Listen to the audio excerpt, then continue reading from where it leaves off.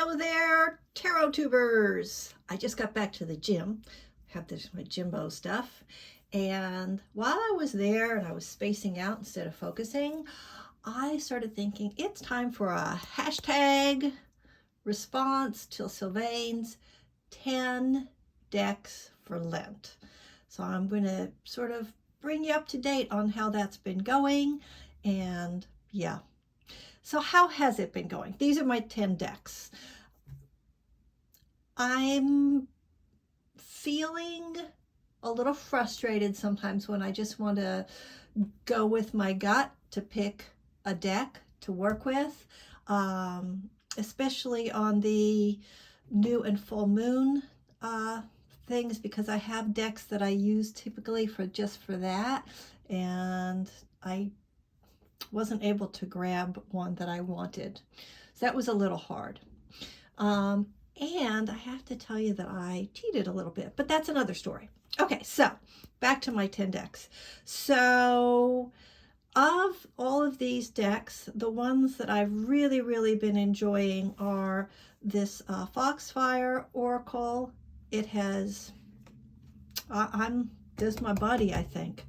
SKT, the Revelation Edition, I've really been enjoying that. I've also been enjoying the Dream Visions and the Guardian Angel. These two decks really require, well, what do I want to say about this exactly? So I can just pick them up and read with them. They're really, I think they're pretty easy readers. And this little cards, let's see if I can pull this out quick to show you. So if you're not familiar with these, there's plenty of walkthroughs. Okay, I think I left those cards someplace else. So they don't really come with a book. They come with, although you can get something more involved. There we go. Phew, I found it. They come with these little keyword cards. And I find that the keywords here are pretty similar to keywords I would have picked out anyway. And the imagery is just, it's really beautiful. If you're not familiar with this deck, I'm going to list all the decks down below. This is the Ash, Ember, oh boy. Yeah, it's the Dragon deck, the Ash, Ember, and, oh wait, maybe it says here. No, okay, let me not waste time with that. It'll be listed below. So it's the Three Trees Tarot is the publishing group that does this. And this is Oak, Ash, and Thorn. This has been around for longer. But I don't really know these decks yet because I was really focusing on the Angel decks the first couple of weeks because I was finishing up Kyle Gray's, there's another hashtag probably, the Certified Angel class that I was doing with Hay House. I'm finished, ding! So yeah, I'm a certified angel reader. Those are angel wings. So for that class, I was using this deck a lot, and I was using this deck a lot. If you're not familiar with the box, I'll flip it over. It's the Dream Vision Tarot. Give you a quick look at these if you don't know these cards. Again, I'm not going to give you a full walkthrough, and I don't have this on my channel, but you know, just do a search, you'll find it. And I found that this imagery really kind of was a nice match for my imagination, my concept of angels. This turned out to be like an angel deck for me, so that was cool. If you don't know this one, this is really, I think this is a good everyday reader, and I think this would be a good deck for reading for other people. It's very modern, and it's got keywords on it, so it's a very friendly deck. Although, you know, it will give you the messages, but in a way that's, I edge this, it doesn't come this way. So I worked with this deck a lot. I enjoyed this one. Put this to the side. And then I worked with Kyle Gray's. Now here was the cheat. So this is the deck that I actually read with in conjunction with doing my coursework. And I like this one very much. I like the colors. I think it matches very well with the Dream Vision. I think I said that already. So that was a good, this is a good deck for me. Definitely a keeper, not just a study deck. This deck, okay, so here's where I cheated. This deck, it is not my cup of tea with the imagery at all. However, I found that, oh, I got some stuff mixed in. That's interesting. Okay, so I'll have to sort that back out.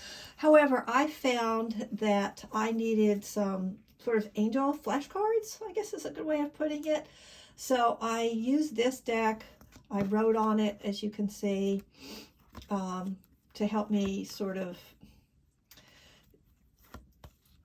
just, well, I use it like a flashcard deck to help me remember which angels' names are associated with which characteristics.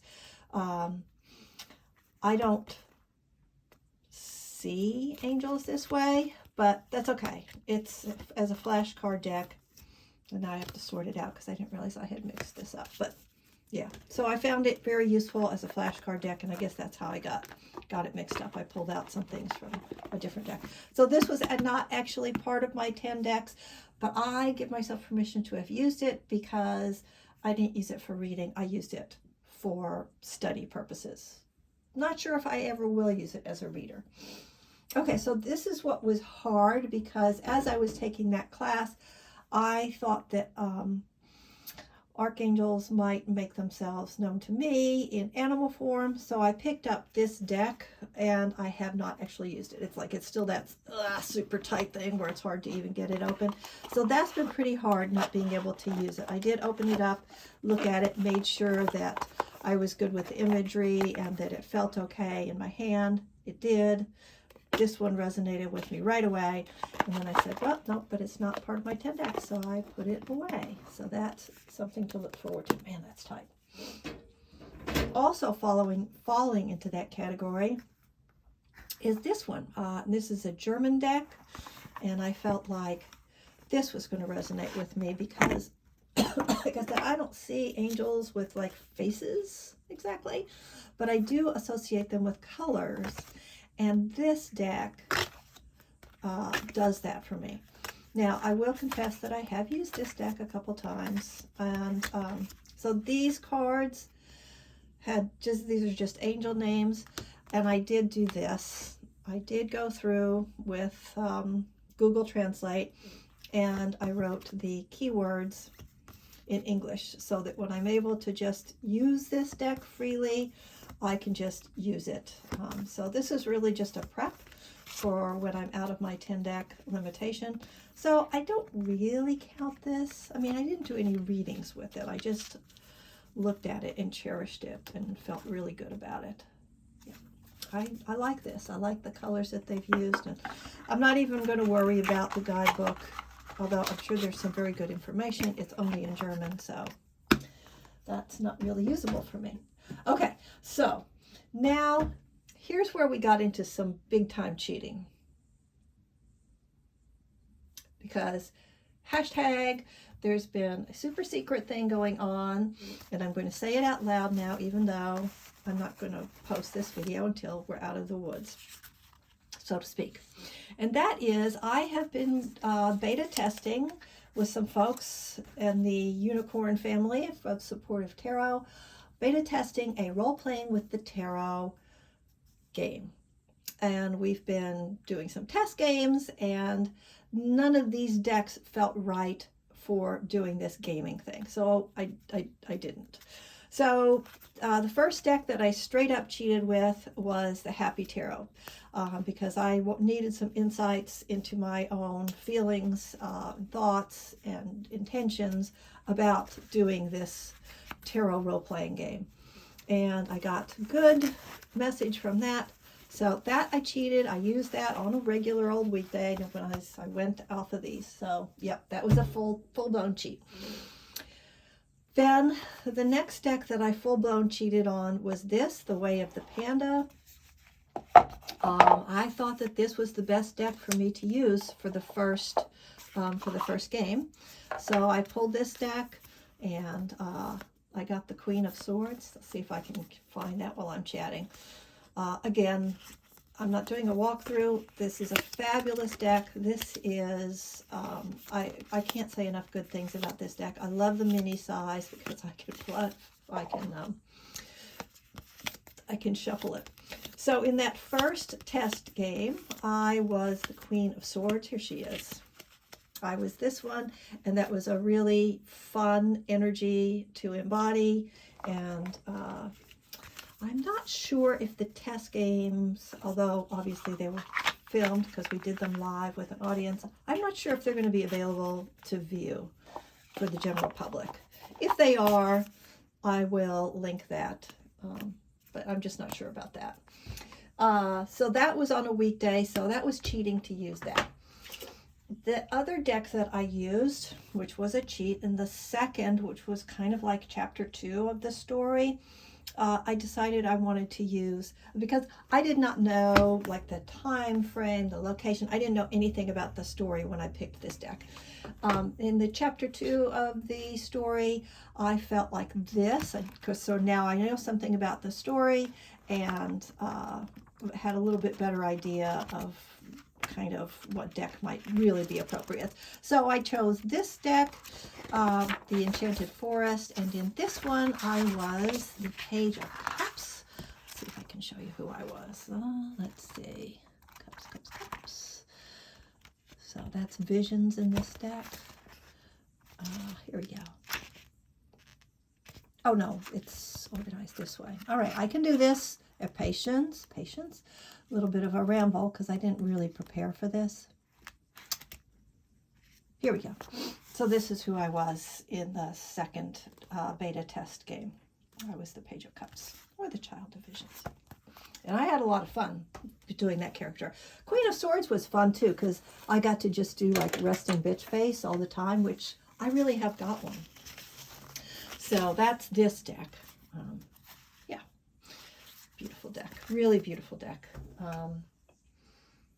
Okay, so that's the first part of my story.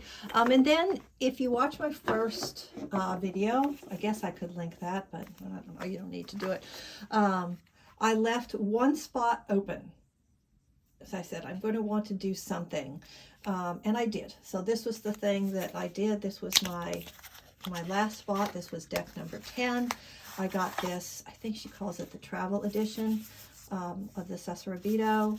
And wow, wow, wow. Wow, wow, wow, wow. I haven't used it a whole lot, but when I do use it, it just makes me happy. I love this cardstock. I love the size of it. It fits in my hand so well, and it's just bendable and bounce backy enough that I can actually shuffle it comfortably. So I'm very, very happy that I got this size. I'm not going to fuss with that box right now. It needs a bag. So that's that. And what did I do on Sunday? So my version of Lent, you get to do your thing on Sunday. What did I do? All right, I kind of went crazy. I can't even show you all the decks because I was like a kid in a candy store. But the things that I really appreciated being able to put my hands on again were the Majestic Earth Tarot. Really loved being able to use that. The Augenblick Tarot. Whoops. I also enjoyed working with the Tarot of Mystical Moments, which was something I had gotten right before Lent and kind of missed because I had started studying with it and didn't get to keep doing it. And then I also loved being able to pull out my Reclaim Oracle again. And I loved being able to pull out my Roots and Wing, the mini in the tin version. Oh, yeah. Look at that, boys and girls. Yep, that's the thing that's going to happen. There's a pairing. The other thing that I worked on, and I cheated a little bit because I made a video about this, not on a Sunday, on a weekday. But I wasn't working with the decks. I was just talking about it. So, and I will link that video here. Lots of links. And that is these illustrated. I'm making an illustrated jumbo deck. I will also link Lisa Papez's video about her work with that. So if you're interested in that, these are wonderful decks. I think that kind of wraps it up. So hashtag, that was fun. And Oh, right. I didn't finish up about the role-playing with the tarot. Okay, so even though I'm making this video on a Tuesday, tomorrow, which is Wednesday, Lisa and Peggy Papaz will be doing the big reveal about this game, and then I will post this video on Thursday or Friday. So I will have links below so you can find the information about the role-playing with the tarot, which is going to become a public game within a week. So you will be able to watch that game being played, and I'm not sure what's going to happen with who's going to be main player, who's going to be audience member. I will be a main player, so you'll see me on screen. I have a face, and you all will be revealed. And yeah, so that's it. It's all very exciting. I'm super pumped up about the game. I'm finding this limiting myself to 10 decks actually impossible, as you see, but I'm only cheating just a little bit. I don't think I'm going to be in big trouble for that because I'm keeping the spirit of it, and I've decided where I bend to the rules. I'm okay with that. I'm okay with it. I hope you're well. I hope that you are enjoying spring or fall. I don't think I have anybody in the Southern Hemisphere watching my channel, but if you happen to stumble across it, I hope you're enjoying this transitional season. I'm very much enjoying it, although it's too cold where I am right now. But the daffodils are out, the cherry trees are blooming, and it's easy to find beauty right now. So I hope you find it.